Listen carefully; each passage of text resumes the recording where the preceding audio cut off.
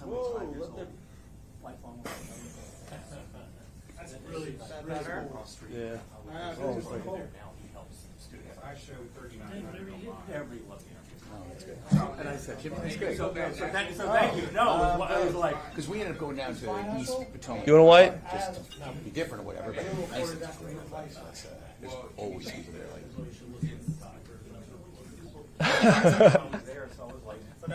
thank you. Is he good? Very quick.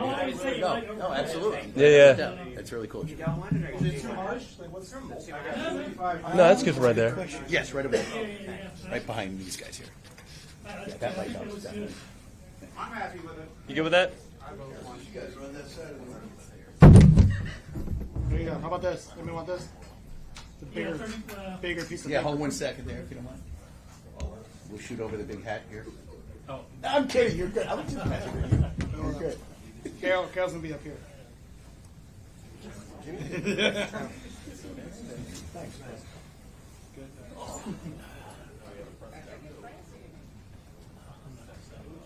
You were the goody two-shoe class, right? We were all the derelicts sitting in the back. always in the back. Time to vote. When they can't see what you're doing. They're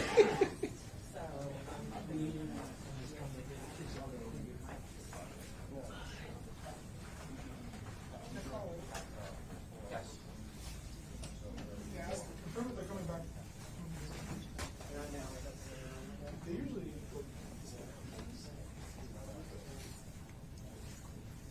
It's quick. Hey.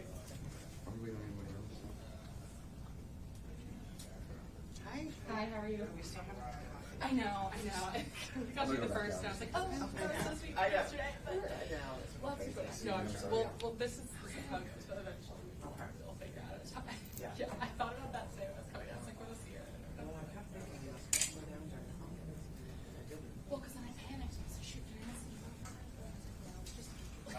Sometimes that happens. We were ambitious setting like a week ahead. Sometimes I have to like day out by half an hour. Well, probably would look better. Yeah, I agree. honestly. Are any of the shows? Question. I'm like it where I have to trip over it before I walk out. So I'm scared. It's funny story. The first time I was ever towards that, towards the back.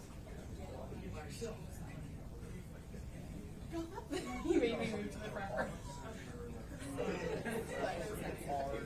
No. Well, I was thinking of I got like 20 years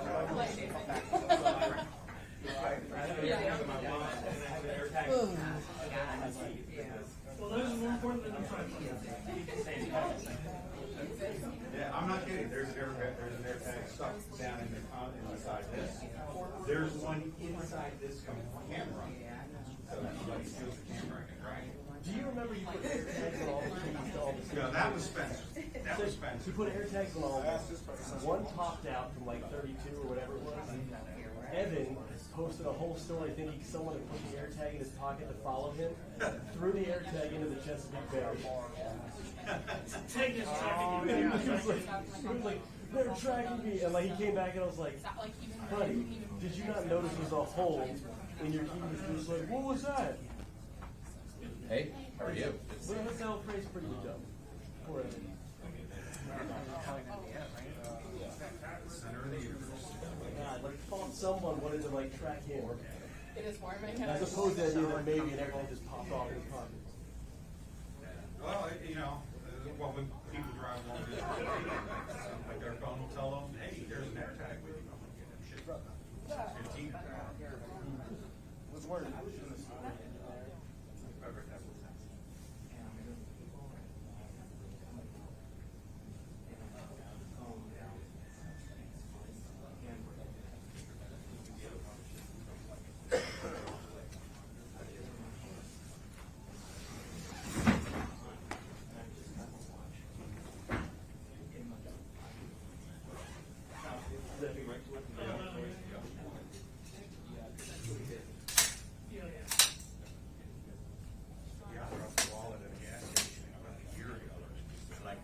Driving away, and all of a sudden, dude, you left something. I'm like,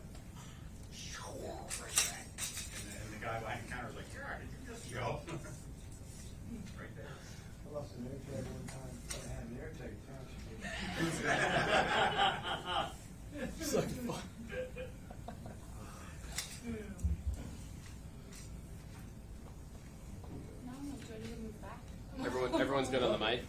Not yet, I just arrived. Oh. Sorry to keep you. The mic was working, Blair? All right, delay the whole thing. God damn it. We're kidding. Don't go crazy. They're at Coates' house, so don't worry.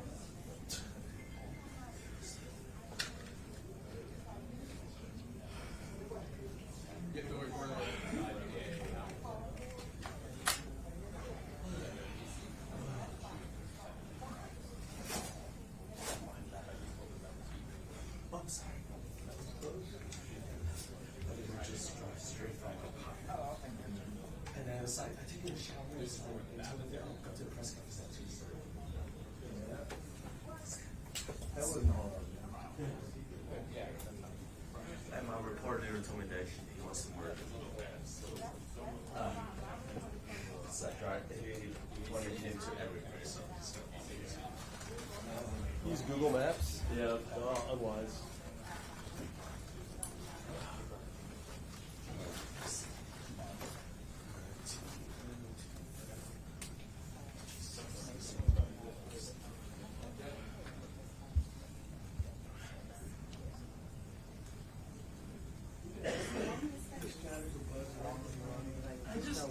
I wasn't before, but now I'm getting some products a large.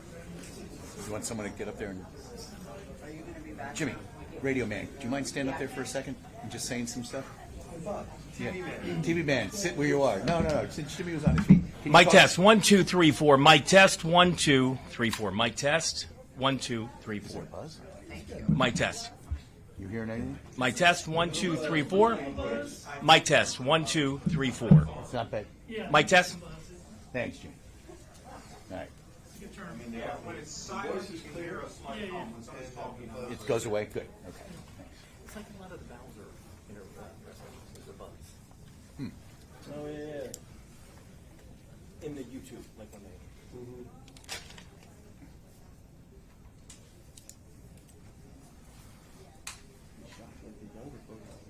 I had an interview I did yesterday, and I was like, you don't hear the buzz? And they're like, no. Why not hear that?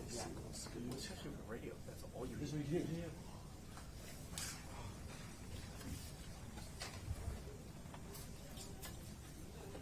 But anytime I do electromolest and they come on, it's like ambulance. Okay, now we have to wait because it sounds like a crime story.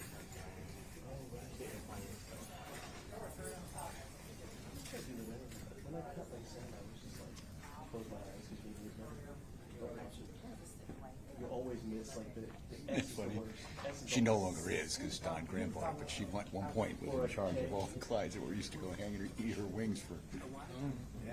Danny downstairs would give us like 3 beers for one. Sorry, Sally. I put music under it. Felt like you owed Chip for the interview, huh?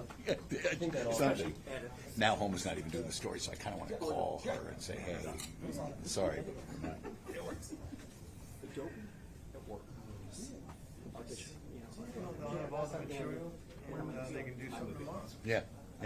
Or, I was going to say I could do it next week, but if I might be on that trial.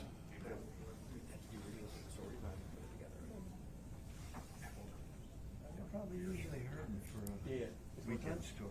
Yeah. Appleton? The official time. Oh. Well, I have an Android. Okay, well then add an hour. I don't know because you're in another place.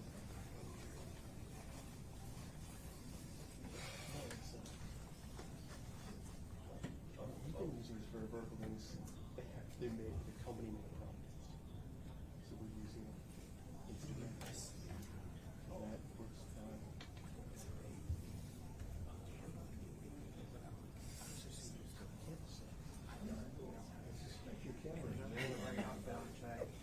Have you wanted that one? Yeah, sure. It's just Normally I put one, but now you see that ridiculous. So sometimes when I do like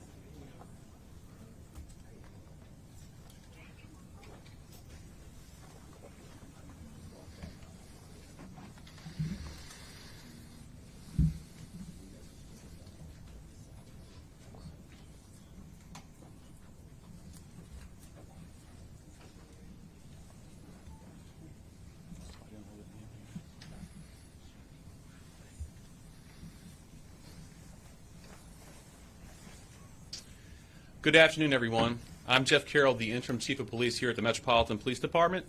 Today I'm joined by members of MPD's executive staff.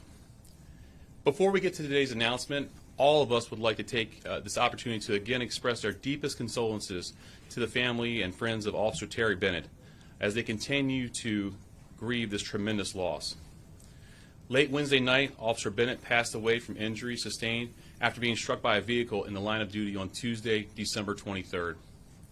Since the night of the crash, detectives from our Major Crash Investigations Unit have worked tirelessly on this case.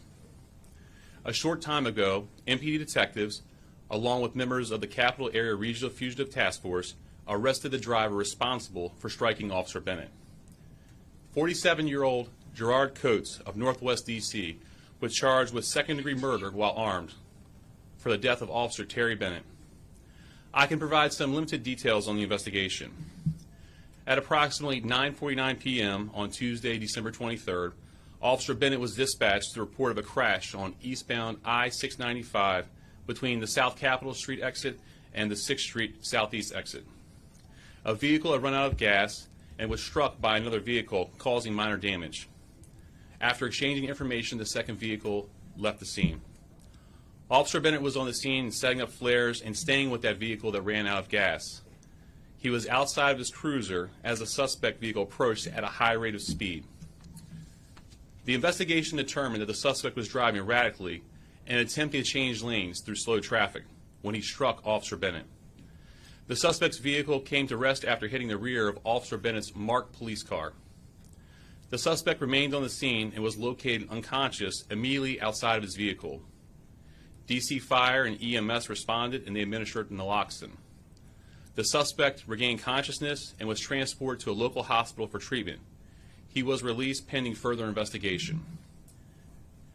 Yesterday, in consultation with their partners at the United States Attorney's Office, our detectives completed a D.C. Superior Court arrest warrant charging Coates with second-degree murder while armed a vehicle. I want to thank the members of the Major Crash Investigations Unit for their professionalism throughout this investigation. These cases are extremely difficult, and they're even more difficult when the victim is a member of the police department. While we're grateful the suspect will now face accountability, we recognize there's nothing we can do to bring back Officer Bennett. Our thoughts remain with Officer Bennett's family. He's survived by his wife, a 3-year-old son, his parents, family, and friends. I ask that everyone continue to keep his loved ones and the members of the Metropolitan Police Department in their thoughts in the days ahead. With that, I'll take some questions. Yes, ma'am. Emily Burr with the Washington Post. Thank you, Chief. You mentioned that naloxone was administered at the scene. Have drugs been found in Coates' system, and could there be additional charges for driving under the influence? There could be additional charges. The full toxicology report has not come back yet. Sir. Chief, was he drunk? Like, was he administered a breathalyzer on the scene? And why would you administer this? For what particular reason? He clearly was ejected from his car, it seems. Sure. So the information we don't have that he was actually ejected from the car. What we have, it appears initially, is he attempted to open the vehicle door, and then he kind of fell out of the car unconscious. What was the first part of your question? Was a blood alcohol test administered on the scene? So there was, obviously, when he went to the hospital, because he had injuries, he went to the hospital for treatment. They obtained samples from him there, which had to go for toxicology reports. They'll check for alcohol and any other sort of drugs that are in his system. The full report is still pending. But you can usually tell pretty quickly, right, if someone's blowing or somehow, or is this only when it's done by blood that it takes a while? So there's a couple different ways. Usually in situations with traffic crashes, especially one of this nature, blood or urine is what's used. So you'll go to the hospital, draw will be taken, and those will be submitted for tests. You're talking about as like kind of a normal person, a traffic stop, and they may do some standardized field sobriety test on the side of the road, or they may blow into it. After that, they would go blow into an intoximeter. That was not done in this case. He was at the hospital for treatment, so that's what necessitates the requirement of the toxicology reports to find out the exact things. So to the earlier question, there could be additional charges based on that. Chief, could you explain the charge a little bit more? Second-degree murder while armed. You're talking armed the vehicle, right, not a gun. Exactly. The vehicle is the weapon. And how tough has this been? This is new in your administration. How tough is the morale overall throughout the department for this tragic incident? I mean, anytime that a member of the police department is critically injured, obviously there's a toll on the entire department, his co-workers, the people that he works with, his family. But in this case, it's even more so. You know, Officer Bennett was in the hospital for a very long period of time, and his friends and family and co-workers were at the hospital checking on him, praying for him, thinking of him. You know, so also had the ability to have an even more closer relationship with his family members. So it definitely has a huge impact. I think that if you look at the escort that occurred yesterday from the hospital, you can really see just the amount of people that came out. Some people, I'm sure, didn't even know Officer Bennett, but just for the sacrifice that he and his family have given to this city. Yes, sir.